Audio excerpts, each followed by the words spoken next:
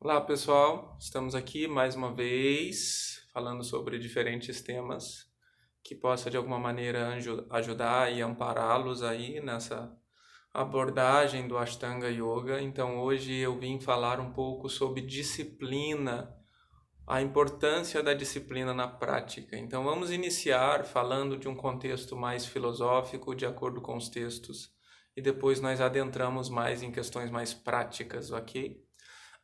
Primeiramente, existe um termo muito corriqueiro até, digamos assim, na prática de qualquer yoga, principalmente as que são mais tradicionais, chamado sadhana. Sadhana significa o que você faz constantemente, significa a atividade prática do seu processo de autoconhecimento, no qual você faz diariamente para manutenção do seu estado interior.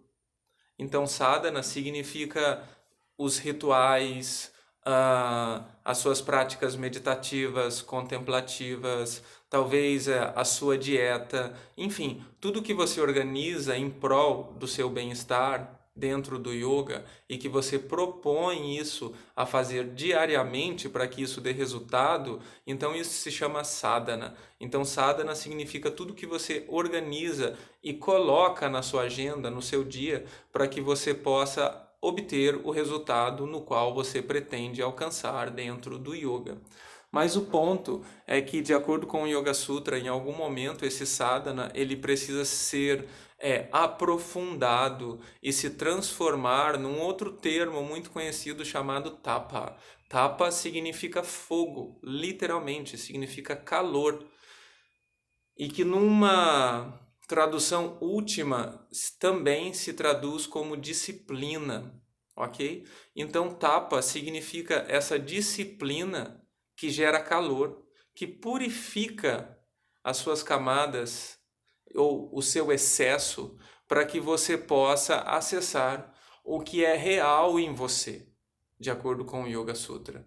Só que muitas vezes a manutenção desse calor, ou seja, manter essas práticas diárias de maneira constante, a nível de longo tempo, de vida útil longa, é sempre um pouco desafiante devido às demandas do nosso cotidiano, nossas responsabilidades, nossa mente, né? E por aí vai. Então, também nesse sentido, o termo tapa se traduz como austeridade, ou seja, a austeridade não é algo ruim, não é algo impossível, mas não é algo fácil, é algo difícil e também é algo que possa ser desconfortável, porque manter isso a longo prazo pode ser difícil. Então também tapa se traduz como calor, como austeridade e disciplina. Ou seja, tudo isso se resume nessa palavra tapa.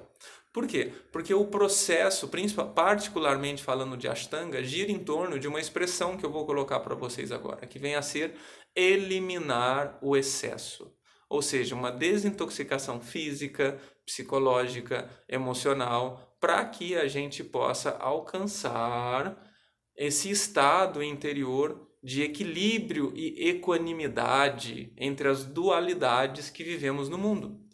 Porém, como somos muito influenciados por essa dualidade, como nós já chegamos com bastante excesso devido aos nossos padrões alimentares, aos nossos padrões emocionais, às nossas dificuldades psicológicas, então é preciso haver literalmente um tapa, ou seja, uma condição de calor para desintoxicação, uma condição de austeridade, ou seja, no sentido que é importante manter a disciplina, mesmo que seja desconfortável, mesmo que seja difícil, né? E também é importante manter o sadhana, que vem a ser assumir isso como uma atividade prática no seu dia. Bom, falando mais a nível terapêutico, o ponto é que a terapia, o resultado, digamos assim, dessa prática de Ashtanga Yoga que nós praticamos, esses asanas, enfim, eles dependem muito mais da constância do que necessariamente da quantidade de esforço que você impõe numa prática.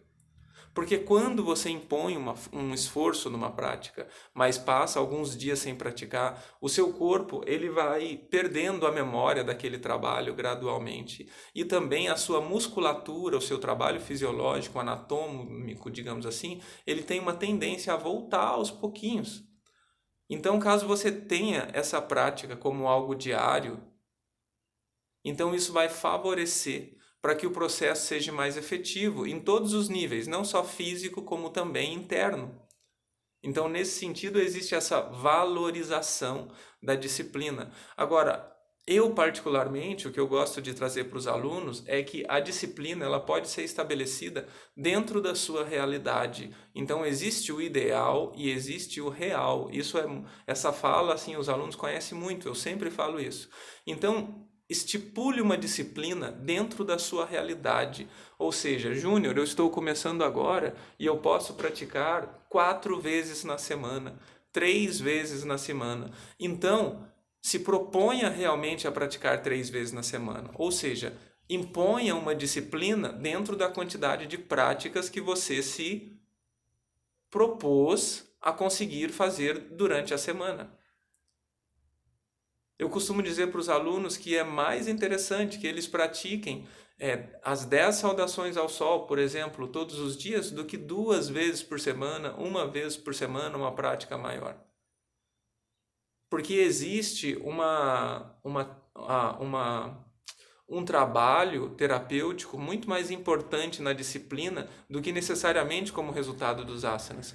Porque quando você estica o seu tapete e se propõe a praticar, não é apenas uma prática de asanas, e também uma questão psicológica, no sentido que você está se propondo a estar consigo mesmo. Mesmo que tenha muitas flutuações mentais, pense em muitas coisas, mesmo que o corpo esteja cansado, rígido naquele dia, mas você está propondo a se relacionar consigo mesmo aquele determinado momento do dia. Então, quando você mantém uma disciplina a se relacionar consigo mesmo, mesmo que seja talvez 20 minutos, 15 minutos, isso é muito importante, porque daqui a um mês você está a 5 dias por semana tendo 15 minutos da sua própria companhia. Então veja como, na minha concepção, essa condição de disciplina ela vai muito mais além no sentido de resultado de asana. Se você mantém a disciplina, os asanas, a série, ela vai se desenvolver mais rápido, é óbvio.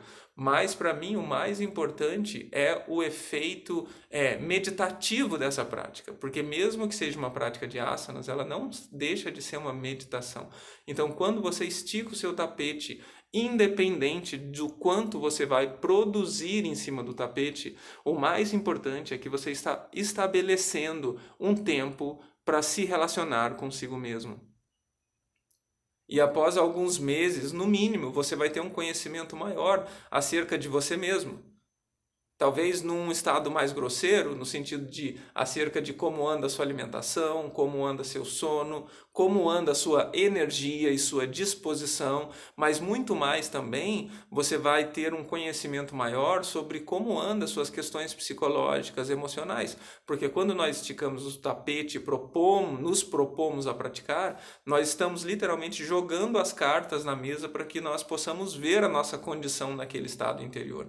Então, olha como é muito mais profunda essa questão da disciplina. Não é primeiramente pelo resultado em ganhar mais asanas, em ter um corpo mais flexível e forte. Sim, a disciplina vai trazer isso, mas muito mais que a disciplina ela vai estabelecer uma relação consigo mesmo de autoconhecimento. E é nesse momento que você pratica o chamado Raja Yoga, ou seja, a real yoga, para que você possa obter os benefícios mais profundos dessa prática, que não são um corpo alongado e forte, mas muito mais um indivíduo que conhece a si mesmo através da disciplina de se relacionar com o seu estado interior, mesmo tendo diferentes dificuldades, como por exemplo a respiração, como por exemplo o cansaço, como por exemplo um corpo rígido, como por exemplo uma mente flutuante que vai pensar em muitas coisas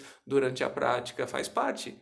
significa lidar com suas questões, lidar com o seu universo. E muitas vezes lidar com o universo é tão importante quanto resolver esse universo. Porque lidar com esse universo é o primeiro passo, é o conhecimento de si mesmo.